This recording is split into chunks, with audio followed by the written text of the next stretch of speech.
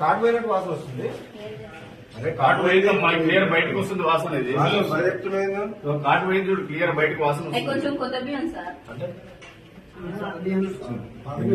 కొత్త బియ్యం అయితే పాత బియ్యం కాటు పోయిన వాసన వస్తుంది. ఎక్కువ మంట పెట్టిన తల్లి కాటు పోయింది అంటారు అన్నం ఎంత తెలియదు.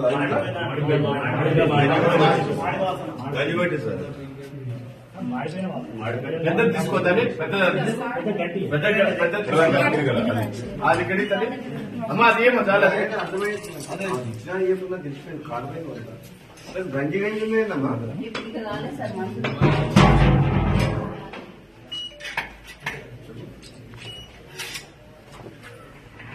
ఇక్కడ రైస్ ఎవరు సప్లై చేస్తారు? దీంట్లో స్టీల్ సప్లై.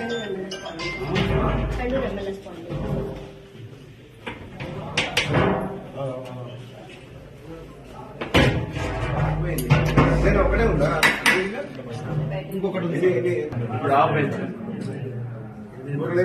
కర్రీస్ అటెండెన్స్ ప్రకారం ఫుల్ స్ట్రెంత్ 12 మంది ఎస్ఓలు ఉంటారు సార్. మన దగ్గర 5 ఉంటారు సార్. ఫుల్గా ఉందంటే ఆన్సర్ చెప్పేదానికి ఏం మాట్లాడుతున్నావు? ఫస్ట్ ఆన్సర్ చెప్పు. ఫుల్గా ఉంది ఎట్లా తింటారు పిల్లలు? అది లేకుండా చూసుకోవాల్సిన బాధ్యత నువ్వు ఏదైతే చెప్తూ కుదరదు. ఇక్కడ అడిగేటప్పుడు లేక నీకు భయం లేదు. ఫుల్గా ఉన్నది నోట్లో పెట్టుకునేటట్లేదు. నీకు రుచి చూసి చెప్తున్నా. లేకపోతే నువ్వు చూడు. నా మీద నమ్మకం లేకపోతే చూస్తావా? చూడు ఎంత ఫుల్గా ఉన్నా నువ్వు చేసి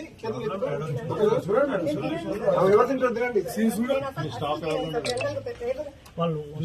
నువ్వు పని చేస్తాను ఏం చేయాలి నువ్వు? ప్రతి వంట హాస్టల్ వాడని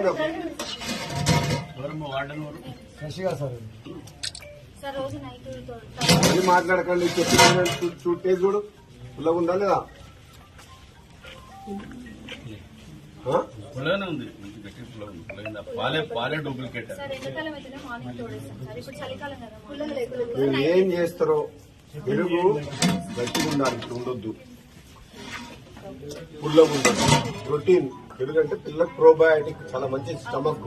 మీరు పుల్లడి పెడితే మళ్ళీ అసిడిటీ మళ్ళీ ప్రాబ్లం అవుతుంది. నెంబర్ 1 పాల క్వాలిటీ చెక్ చేసుకోండి. పాల ప్యాకెట్లు అన్ని కల్తీ ప్యాకెట్లు వస్తున్నాయి. మాక్సిమం కల్తీ ప్యాకెట్లే పాలు. వాడు సప్లై చేసేవాడు ఎవడో కానీ మరి టెండర్ ఏం రేటుకి వేసిండో ఏమో తెలియదు. వాడు ఒరిజినల్ పాలు తీసుకుందా కల్తీ పాలు తీసుకొస్తున్నా. పిల్లల హెల్త్ కి సంబంధించిన ఇష్యూ ఇది.